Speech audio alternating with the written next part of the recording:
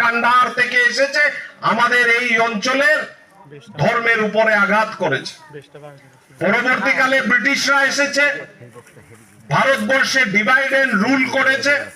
হিন্দুকে গিয়ে বলেছে তুমি হিন্দু, মুসলমানকে গিয়ে বলেছে তুমি মুসলমান, আর ভাষা জনগোষ্ঠীর মধ্যেও মারামারি লাগিয়েছে। অসমিয়া জায়গায় গিয়ে বলেছে তোমরা অসমিয়া, বড়দের সঙ্গে মিলবে না। বড়দের এলাকায় গিয়ে বলেছে তোমরা বড়, বাঙালিদের সঙ্গে কথা বলবে না। বাঙালিদের এখানে গিয়ে বলেছে তোমরা অসমিয়া সমাজের সঙ্গে মিলবে না। ব্রহ্মপুত্র আলাদা, বরাক আলাদা। অথচ আমরা হাজার হাজার বছর থেকে এই অঞ্চলে সবাই বসবাস করছি। আমরা একে অপরের যে উৎসব আছে, এই উৎসবে আমরা ভাগীদারি হই। একে অপরের যে সংস্কার আছে, এই সংস্কারে আমরা ভাগীদারি হই। আজকে এই অঞ্চলে যে উৎসব হচ্ছে, পুরো উত্তর পূর্ব ভারতে উৎসব হচ্ছে। কারুর নূতন বৎসর আছে অসমিয়া সমাজের, বাঙালি সমাজের, কারুর বিহু আছে, কারুর সংক্রান্তি আছে, আপনাদের বড় সমাজের উৎসব চলছে। তো আমাদের এই অঞ্চলে আমরা সবাই মিলেমিশে ছিলাম, কিন্তু আমাদের ধর্মের উপরে, সংস্কৃতির উপরে যখন আঘাত এসেছে, তখন আমাদেরকে ব্রিটিশরা বিশেষ করে আলাদা করে দেওয়ার চেষ্টা করেছে। তো নরেন্দ্র মোদী আমাদেরকে বলেছেন যে আমাদের 800 বছর থেকে মুক্তি হতে আমার 10 বছরের সময়কাল ঠিক নেই, আমাকে আরো চালাতে লাগবে ভারতীয় জনতা পার্টির আইডিওলজি, ভারতীয় জনতা পার্টির সংস্কার, ভারতীয় জনতা পার্টির সংস্কৃতিকে ঘরে ঘরে পৌঁছে দিতে লাগবে। আর তার জন্য আমাদের আগামী 100 বছরের চিন্তা করতে হবে। তাই উনি বলেছেন যে আপনারা কাজে বেরিয়ে যান, এখন গিয়ে সব গ্রামে গ্রামে ঘরে ঘরে ঢুকেন, আর গিয়ে একটাই শুধু কথা বলবেন, আর কিচ্ছু বলার দরকার নেই। বিশেষ করে যারা মায়েরা, মহিলারা, দিদিরা আছেন, তাদেরকে গিয়ে বলবেন যে নরেন্দ্র মোদী তাদের জন্য নমস্কার পাঠিয়েছে। আমি সেই নমস্কারের বার্তা বহন করে সুদূর দিল্লি থেকে আজকে টংলাতে এসেছি, যে শুধু একটি কথা বলার জন্য, যে ঠিক ঠিক প্রতিজন মহিলাকে একটি কথা বলবেন যে নরেন্দ্র মোদী তাদেরকে ব্যক্তিগতভাবে একটি নমস্কার পাঠিয়েছে। ভোট তো আপনারা দেবেন। এই বিহুর উৎসব, সংক্রান্তির উৎসব, এই সব উৎসব, কিছু কিছু উৎসব বছরে একবার আসে, কিছু কিছু উৎসব বছরে 2-3 আসে, কিন্তু রাজনীতির যে উৎসব সেটা বছরে 5 বছর পরে একবার আসে। আর আমরা যে রাজনীতির উৎসবের কথা বলছি,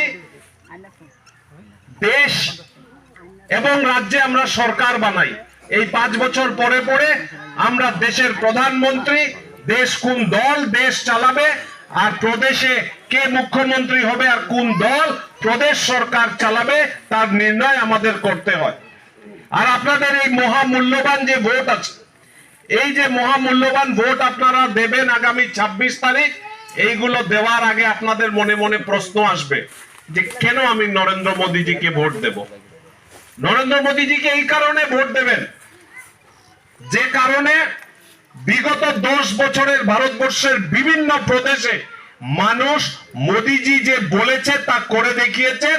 মানে মোদীজি কা গ্যারান্টি, এটার উপরে মানুষের বিশ্বাস আছে বলে মোদীজিকে ভোট দিতে হবে। মোদীজি বলেছেন যে আমরা শুধু কর্ম করে গেলে হবে না, আমাদের ধর্মতেও মহান হতে হবে। ছোটবেলা একটা কবিতা আপনারা পড়েছেন, বলো বলো বলো সবে, শতবিনা বেনু রবে, ভারত আবার জগৎ সভায় শ্রেষ্ঠ আসন লোবে। পড়েছেন কিনা? না, অনেকে কবিতা এটা পড়েছে। তারপরের 2টা লাইন আরো মহান। পরের 2টা লাইন বলেছে, আমি ধর্মে মহান হব, কর্মে মহান হব, নবদিনমণি উদিবে আবার পুরাতনে পুরবে। তার মানে কি?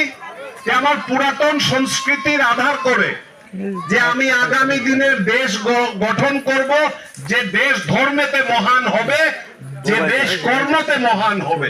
শুধু ধর্মেতে মহান হলে হবে না। আমরা রাম মন্দির বানিয়েছি কিছুদিন আগে, আপনারা টিভির পর্দায় রাম মন্দির গত 22 তারিখ দেখেছেন। সেখানে রামলাল্লার মূর্তি প্রতিষ্ঠা হয়েছে। আপনারা দেখেছেন কিনা? না, কে কে দেখেছেন? হাত ওঠান দেখি। সবাই দেখেছে। তাহলে আমার বলার কিছু নেই।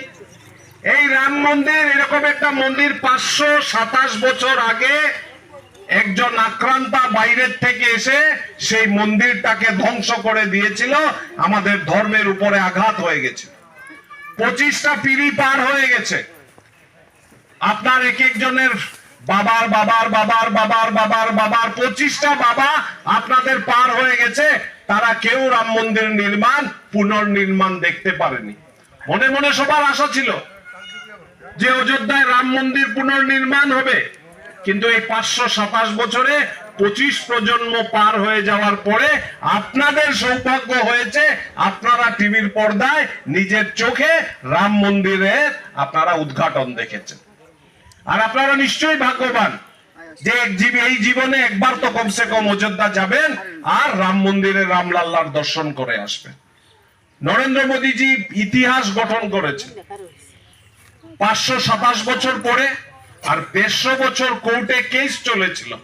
তাই সেই কেসকে দুই সমাজ, বিশেষ করে মুসলমান এবং হিন্দু সমাজকে একসঙ্গে বসিয়ে কোর্ট থেকে নির্ণয় এনে একটা গুলিও চলেনি, দেশে কোথাও একটা জায়গাতেও কমিউনাল রায়ট হয়নি, এইরকম পরিস্থিতি পরিমণ্ডল সৃষ্টি করে আজকে রাম মন্দিরের নির্মাণ হয়েছে।